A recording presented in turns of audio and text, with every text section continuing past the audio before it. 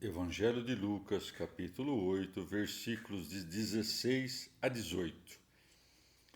Ninguém, pois, acendendo uma lucerna, a cobre com um vaso ou a põe debaixo da cama, mas põe-na sobre um candeeiro, para que vejam a luz os que entram. Porque nada há oculto que não acabe por ser manifestado, nem escondido que não deva saber-se e tornar-se público. Vede, pois, como ouvis, porque a aquele que tem lhe será dado, e ao que não tem ainda aquilo mesmo que julga ter, lhe será tirado. Palavra de salvação.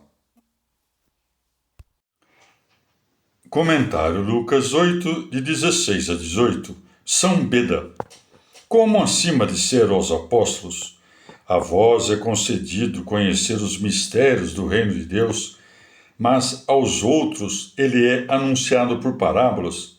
Aqui mostra que, através deles, esse mesmo mistério haverá de ser revelado aos demais, dizendo: ninguém, pois, acendendo uma lucerna, a cobre com um vaso ou a põe debaixo da cama, mas põe-na sobre um candeeiro, para que vejam a luz os que entram.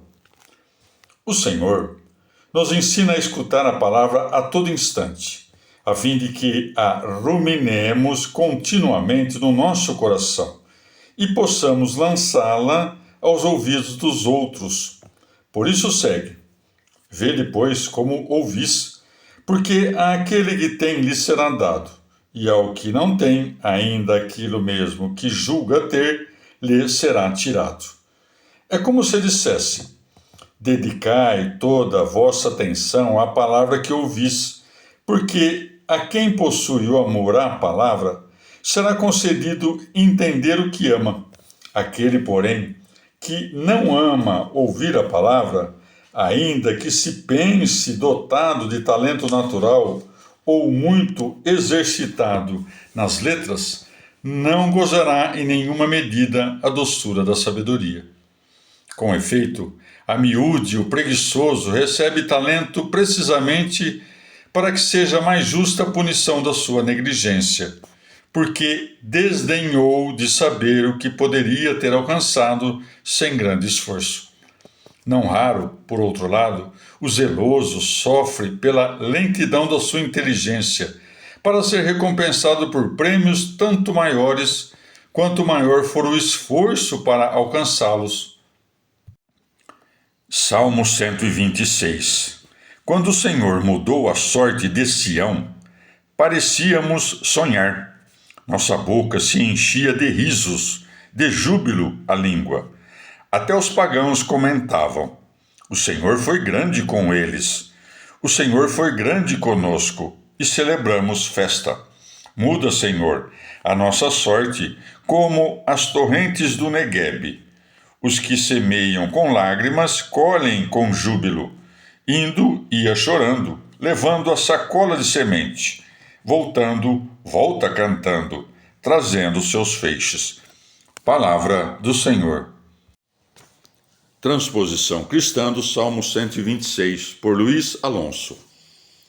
A ressurreição de Cristo, ainda que anunciada, não se esperava.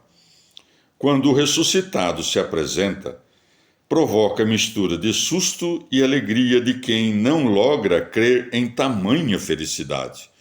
Com medo, mas com muita alegria, elas partiram. Mateus 28:8.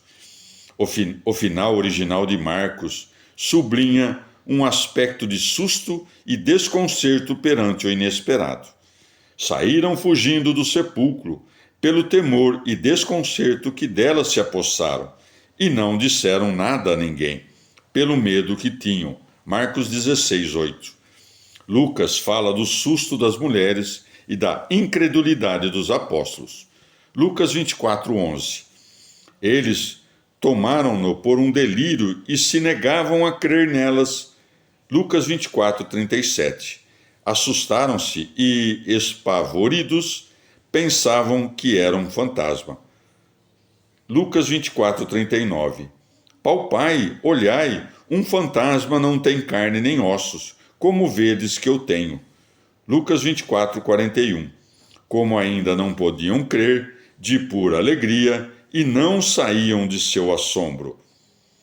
Os Atos dos Apóstolos contam a libertação de Pedro da prisão. Atos 12, 9. Pedro saiu atrás sem saber se o que dizia o anjo era real, pois aquilo lhe parecia uma visão. 12, 10. No final da rua, logo o deixou o anjo. 12, 11. Pedro voltou a si e disse: pois era verdade. A imagem de semear e colher traz-nos à memória duas passagens. No diálogo com os apóstolos, depois de falar com a samaritana, Jesus lhes diz, João 4,36: o que semeia já recebe salário e colhe para uma vida sem termo. Assim se alegram os dois, o que semeia e o que colhe, pois nisso tem razão o dito, que um semeia e outro ceifa. João 4,38. Eu vos enviei a ceifar o que não lavraste. Foram outros que lavraram, e vós entrastes em seu trabalho. No discurso da ceia, Jesus se vale da imagem agrária para sugerir o mistério da morte e ressurreição. Se o grão de trigo cair na terra e não morrer, ficará infecundo, mas se morrer, dará fruto abundante. Essa sentença prepara uma leitura anagógica ou escatológica do Salmo 126 na igreja. Livro de Esdras, capítulo 1. No primeiro ano de Ciro, rei da Pérsia, para cumprir o que havia anunciado por boca de Jeremias, o Senhor moveu Ciro da Pérsia a promulgar oralmente e por escrito em todo o seu reino.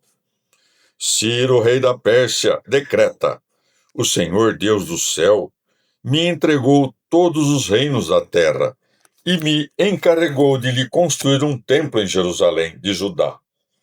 Quem dentre vós pertence a esse povo, que Deus o acompanhe e suba a Jerusalém de Judá, para reconstruir o templo do Senhor Deus de Israel, o Deus que habita em Jerusalém. E a todos os sobreviventes, onde quer que residam, o povo do lugar lhes providenciará prata, ouro, bens e rebanhos, além das ofertas voluntárias para o templo de Deus em Jerusalém. Então, todos os que se sentiram movidos por Deus, chefes de família de Judá e Benjamim, sacerdotes e levitas, se puseram a caminho e subiram para reedificar o templo de Jerusalém. Seus vizinhos lhes providenciaram tudo: prata, ouro, bens, rebanhos e muitas outras doações, além das ofertas voluntárias. O rei Ciro mandou tirar os utensílios do templo que Nabucodonosor havia levado de Jerusalém, para colocá-los no templo de seu Deus. Ciro da Pérsia os entregou ao tesoureiro Mitrídates, que os contou diante de Sasabassar, príncipe de Judá. Era a seguinte quantidade: 30 taças de ouro, 1000 taças de prata, 29 facas, 30 copos de ouro, 410 copos de prata e 1000 objetos de outros tipos. Total de objetos de ouro e prata, 5.400. Sasabassar os levou todos consigo quando os desterrados subiram de Babilônia para Jerusalém. Palavra do Senhor.